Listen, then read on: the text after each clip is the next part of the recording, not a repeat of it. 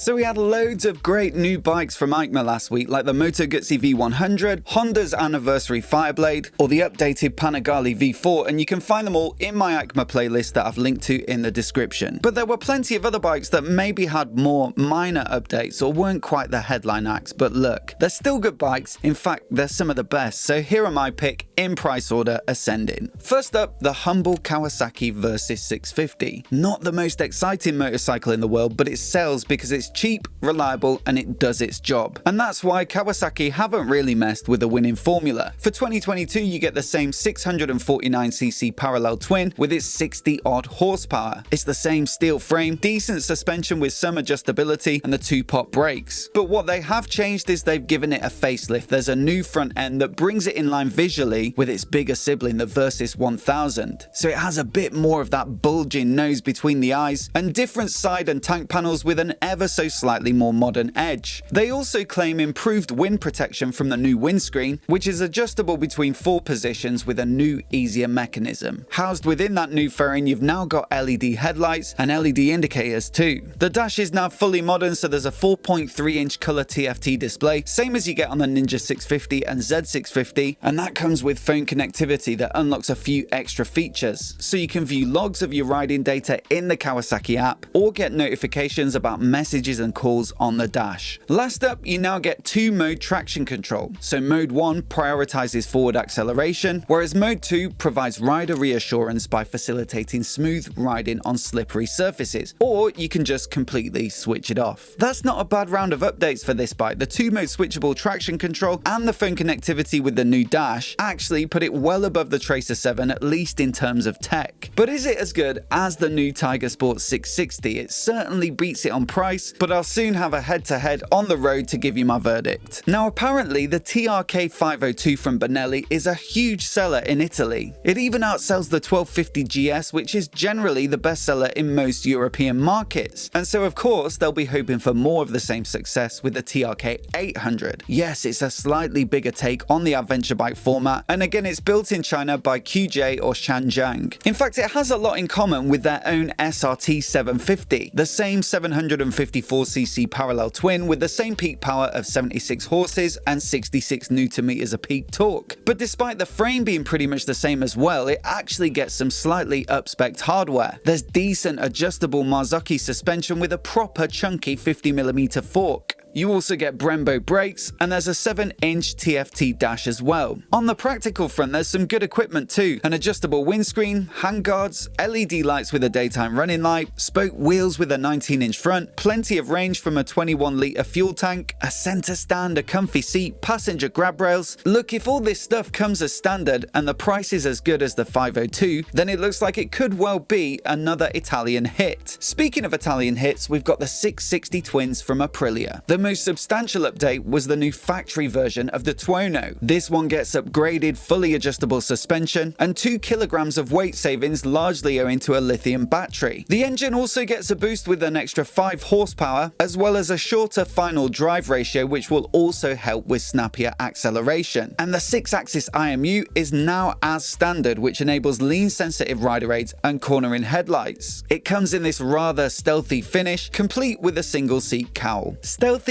isn't the word I'd use, however, for the limited edition of its fully fed relation, the RS 660. This Stars and Stripes paint job celebrates its success in the Twins Cup in America. You also get a bigger windscreen, a single seat cowl, and the ability to flip the quick shifter for a race shift pattern. There are 1,500 of these limited edition bikes being made available, and I'd love to know what you think of it. Personally, I think I'd stick with the standard paint. It's an absolute stunner in the lava red and purple. Now, the Suzuki Katana is basically a retro body kit on the GSX S1000, and that bike got a big update this year, both visually and under the hood. So it was only a matter of time before the Katana inherited some of the progress, especially with new Euro 5 emissions regulations to comply with. So yes, the 999cc inline-4 engine gets tweaked, with new intake and exhaust camshafts, new valve springs, a new exhaust system, and a new airbox in order to meet those new criteria. But as a side benefit, it's also also up by a couple of horsepower, so it's 150 peak now, and Suzuki also claim a broader spread of mid-range torque. On top of that, there's a new slipper clutch, ride-by-wire throttle, 3 riding modes, 5-level traction control, a quick shifter, and their easy start system and low RPM assist to prevent stalling. The dash also gets a new night mode in red, whilst the chassis remains pretty much unchanged, so the same twin spar aluminium frame, KYB adjustable suspension, and big Brembo brakes. Visually, there are some very nice new paint jobs, so dark matte blue with gold wheels, or dark grey on red wheels. And look, I've never made a video about this bike, but I did get one once as a courtesy bike and I was super impressed with it. Fast, comfortable, and interesting to look at, so I can't wait to get my hands on one of these new ones. It's a big jump up in price to the next bike. This is Kawasaki's super sports tourer, the H2 SX. Now we've still got the same 2 model lineup, so a standard bike and then an SE version with the electronic suspension and Brembo style EMA brakes. The fundamentals of each of them have stayed the same, but for this year the supercharged 999cc inline-4 beast of an engine does get new cam timing and a larger exhaust to get it through those Euro 5 regulations we just talked about. Braking also gets a boost with a new Brembo radial master cylinder, so that should improve the feel at the lever. There's an update to the seats, both said to be wider and more comfortable, and there's a revision to the front end styling. But undoubtedly the big story here is the tech, with radars fitted now both front and rear. The front enables adaptive cruise control, which I've tried on plenty of bikes now and I absolutely love it. And you also get forward collision warnings. The rear radar gives you blind spot detection, so a light in the mirror illuminates when another vehicle is sat in your blind spot. And again, I tried this on the Multistrada V4. Bosch also supply radar tech for that bike, and I thought it was excellent, especially on a busy motorway ride. On top of those advancements, it now gets hill hold assist and an emergency brake light feature that flashes under heavy braking. The dash also gets an update with a new 6.5-inch full color TFT slab with phone connectivity, and there's also keyless ignition and tire pressure monitoring. So bags of extra tech for the new model year, and I think I'm right in saying it's the first sports tourer to get the radar tech. So far it's just been big adventure bikes or BMW's tourers like the RT and R18 Transcontinental. Look, you'll certainly pay for it. It's 21 grand for the regular bike and 24 for the SE. But with that engine, the chassis and the tech, it's pretty much the complete package. I reckon it looks like, on paper anyway, the ultimate sports tourer, but you let me know what you think of it down in the comments. Last up, look, I don't have a price for this one, but let's assume it's going to be more than 24 grand. And so unless you've been living under a rock, you'll know that Valentino Rossi retired this year, and to celebrate, Yamaha announced this special version of the R1 which they gifted to him at EICMA. It's got its own special livery by Aldo Drudi, who's a good chum of Rossi's and designed all those fancy lids over the years. But more substantial are the parts upgrade, many of which come from their World Superbike winning setup, but also their own GYTR performance arm. So from Superbike, we've got a 22-litre factory fuel tank, a full carbon rear subframe, an underslung swing arm, adjustable triple clamps, carbon fairings, an Öhlins factory suspension setup, and Brembo's Superbike braking system. From GYTR, there's an upgraded throttle, slipper clutch, radiator kit, handlebars, switches, rear sets, an Akropovich exhaust, and lightweight Marcassini wheels. Quite the retirement gift, I'm sure you'll agree, and at least he won't be ill-equipped should he choose to take up track days in his free time. As always, I'd love to know what you think of these bikes down in the comments, and if you're new here and you want to see more videos like this, hit subscribe and I'll catch you in the next one.